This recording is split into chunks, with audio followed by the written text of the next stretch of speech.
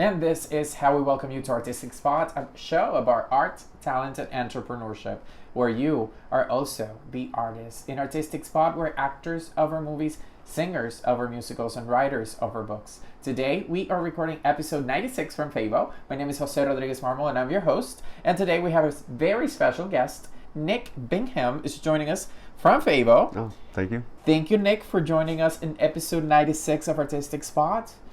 We're actually recording this episode from your studio at FAVO, and so far I'm actually impressed with your glass thanks. masterpieces. Thanks. Can you talk to us a little bit about all these beautiful things that we can see right here?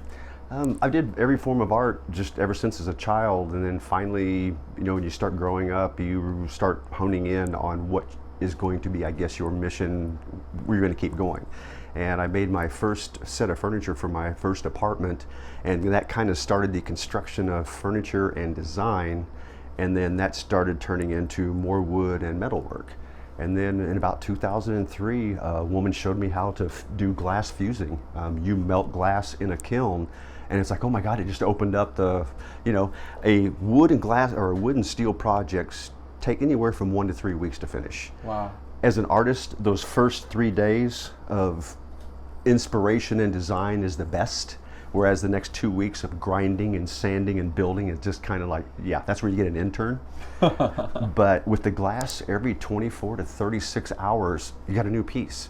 And there's another new piece on the table, and there's a piece in the oven, and the piece in your head is being built, and and that turnover, oh my God, it's incredible. It's just that gratification and the production, it tied all the pieces together.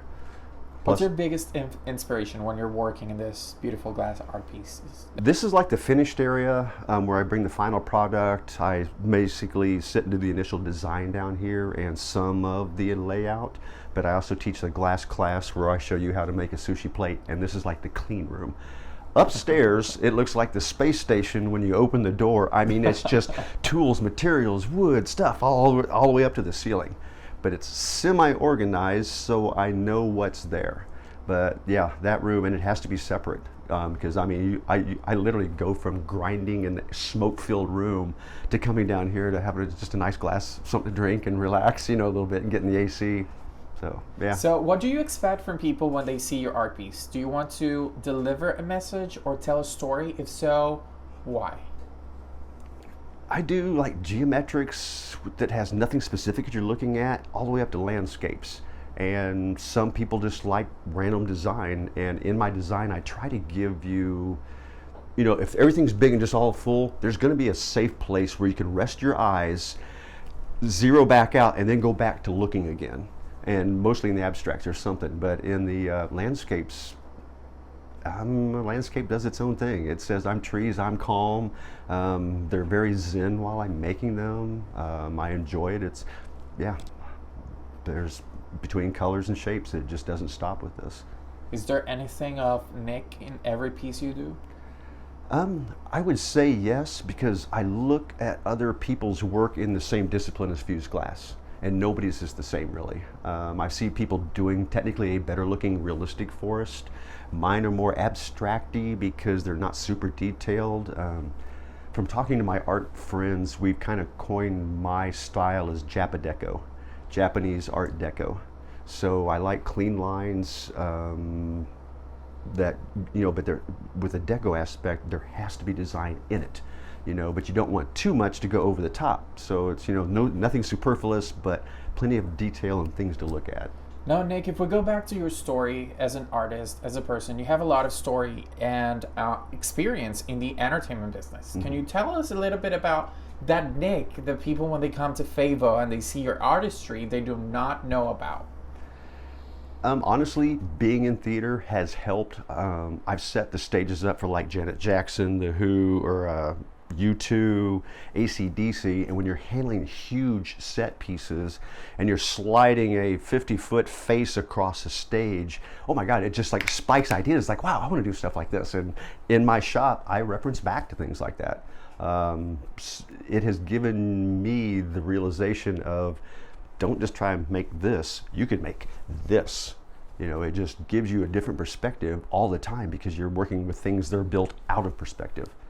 So yeah, I definitely think working in theater over the years has helped just open up a freedom aspect. Because I'll be the first to admit, I'm an anal retentive perfectionist, and I like to focus on small things. I have to break out to get big and colorful. So now that you have your studio here at FAVO, how that process has been for you to have your own space where you can teach people to learn what you do and you can show your artistry, which is absolutely amazing. I've had a lot of studios in Orlando. Orlando is a young city. Because of that, where I'm from, Kansas City, we've got a lot of those 6-story brick buildings like you see in Chicago. Yes. I mean, you can have a whole floor for $100 a month almost. It's available like that. Orlando is such a new city, there is not that old structure, so it's hard to find a warehouse big enough that you could afford. Well, because of that, one of my studios was right where the Amway Arena is right now, right in the middle of like the neighborhood, and it's like on the table you keep tools and swords ready just in case somebody comes through the door that, criminals or whatever. Then they tore that studio down and built the Amway Arena. So we moved 4 blocks over into an old garage structure, and they now tore that down, and now that's where like the new Sugar Bowl Arena is. Yes. It's a Central and Paramore. Yes. My studio used to be right there too. Wow. The old infrastructure in Orlando is being taken and remodernized, and it's just hard to find a big warehouse cheap. So hooked up with FAVO, oh my gosh. I'm one of the newest people here. I think they've been around for like right around 10 years or so, I'm not sure. But as the newest person here, I already knew half the people here when I showed up because I've been in the art community for a long time.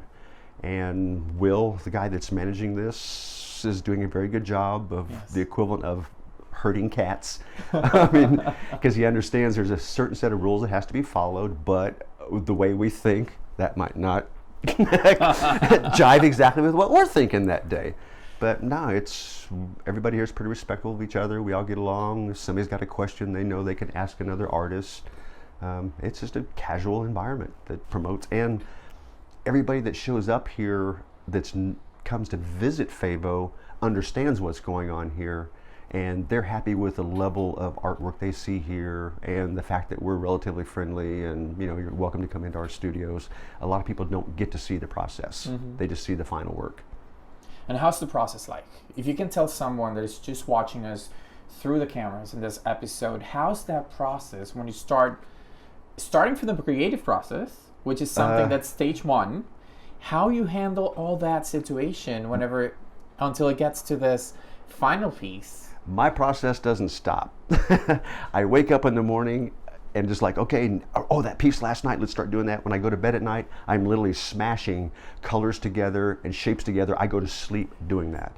So during the day, I've got what I call my adult guided ADD. I've got 5 projects all the time. If I'm grinding on glass and I get bored, I can go up and weld on something. If I get bored, I can move over to paint something. If I get bored, I can move over.